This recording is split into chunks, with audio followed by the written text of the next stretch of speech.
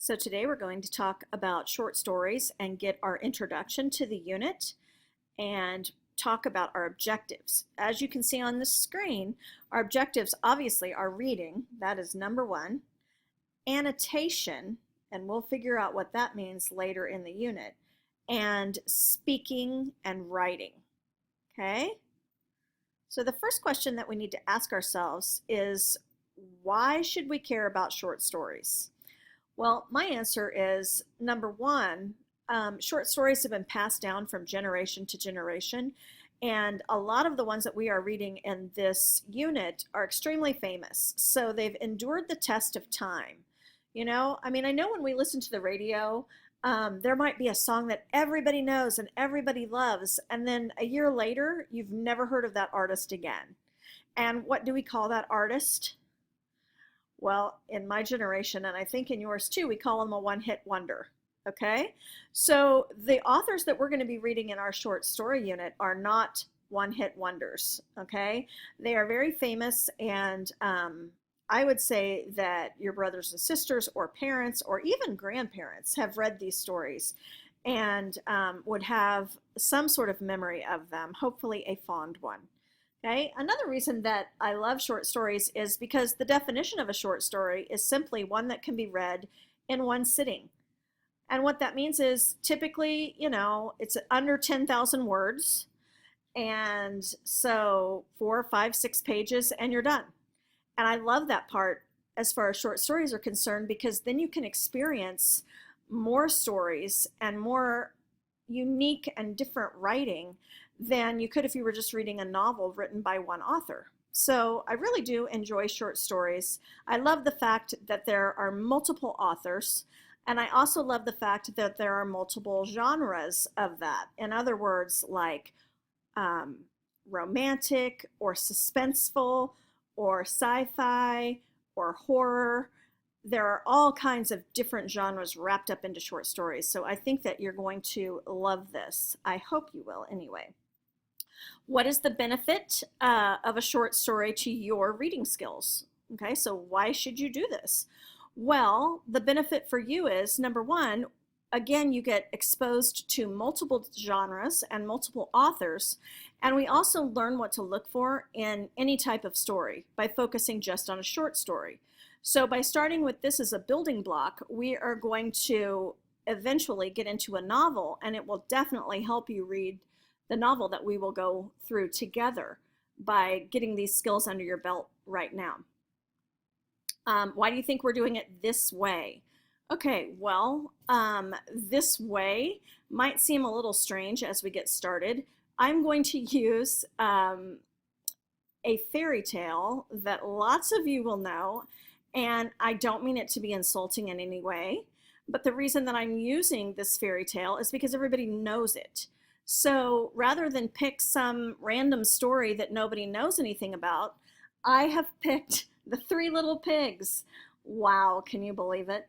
Okay, and we might all be really sick of The Three Little Pigs at the end of this unit, but I really do want to use it. It's very simple, and I want to use that as a way to show you the different pieces of a short story that we're going to be talking about. So again, it's not meant to be insulting, it's just meant to be kind of an easy way for everybody to be on the same page about what a short story is and the different pieces of a short story. Now, here are some examples, and you might want to get the things on the right in your notes, okay? There are all kinds of different short stories. I picked really simple ones that we all probably have heard of.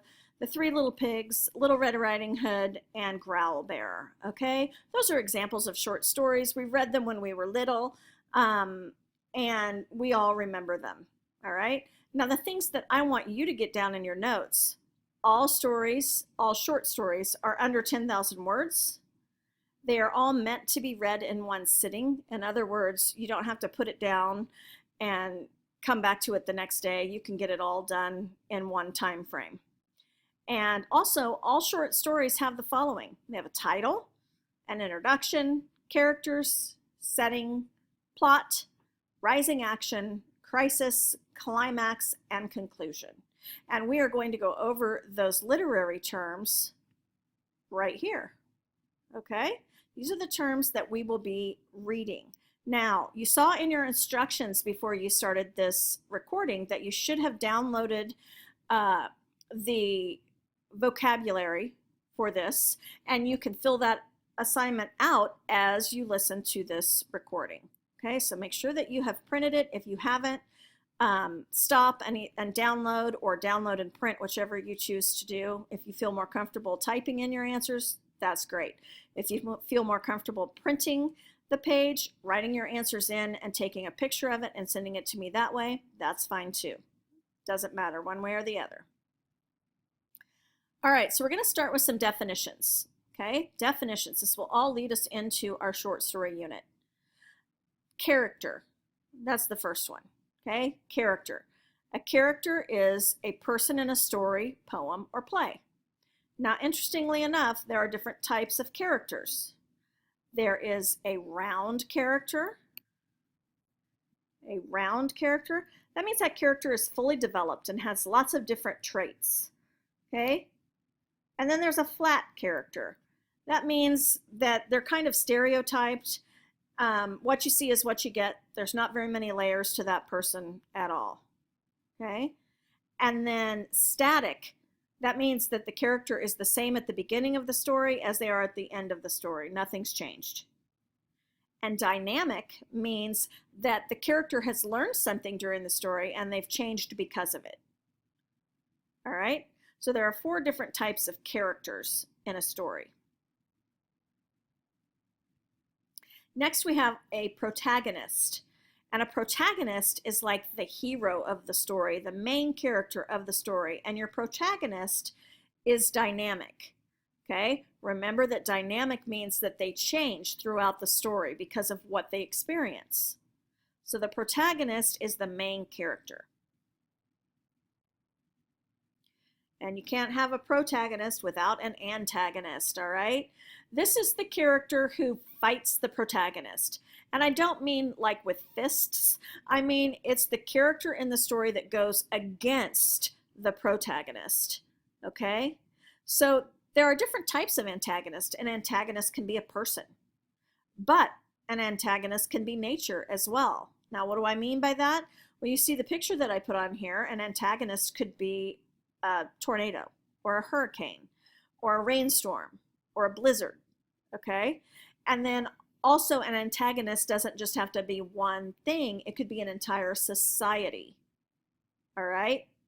And we'll discuss that as we get into our unit.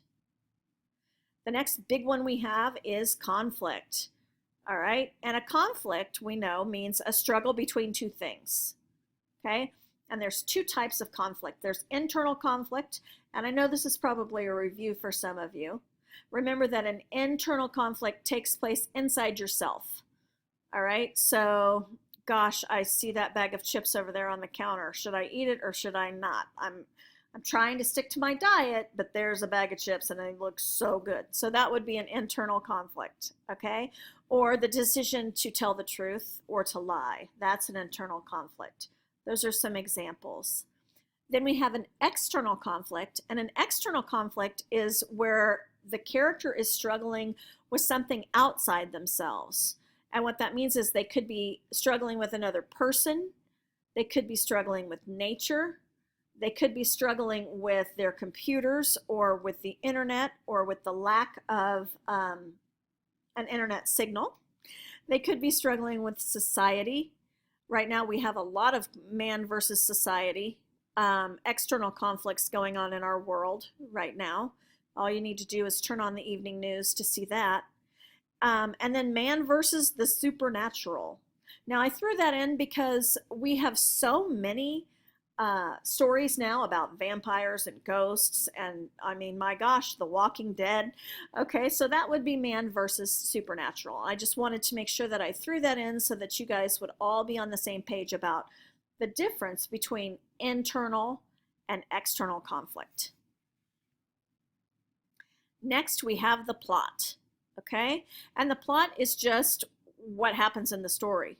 It's a series of events that happen in the story. And typically they start right down here with your exposition, and then they go up to the very peak, which is the climax, and then they come back down here to the falling action and the end of the climax.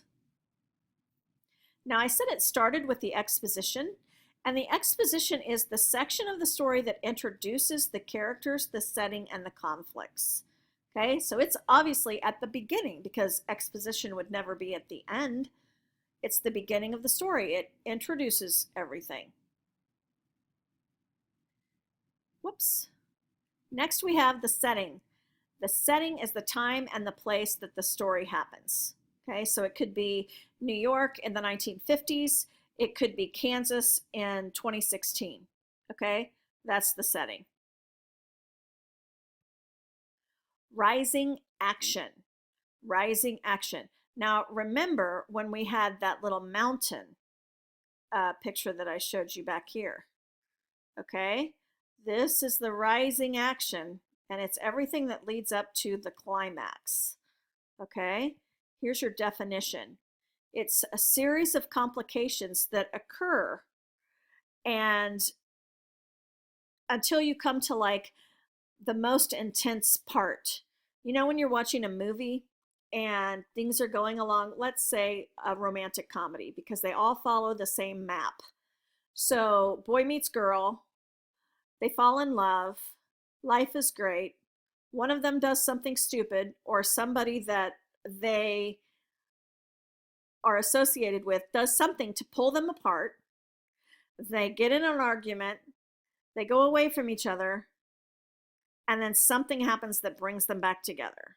Okay, so the rising action would be all of the things where they're meeting each other and they're falling in love and life is good, and then boom, the climax is when something terrible happens to them.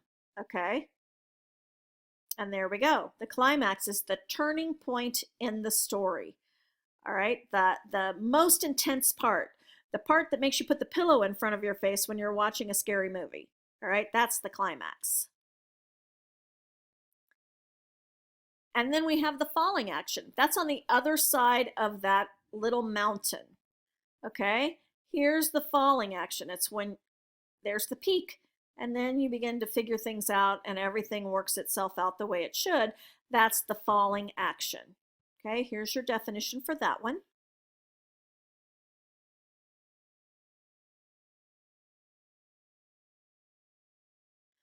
The resolution is the end of the conflict, okay? And it happens with the falling action. Everything's all tied up in a nice, neat bow at the end, and they lived happily ever after. And the last literary term that we're going to look at for today is point of view. So every story, every short story that we're going to read is told by a specific point of view. If it's told by a first person, that means I am telling the story. I'm using the pronoun I. Okay, like the reader is seeing it based on what I see and I'm telling the story. Third person centers on one character. So if you were reading a story about Bugs Bunny and Elmer Fudd, and Bugs Bunny was telling the story, that would be the third person.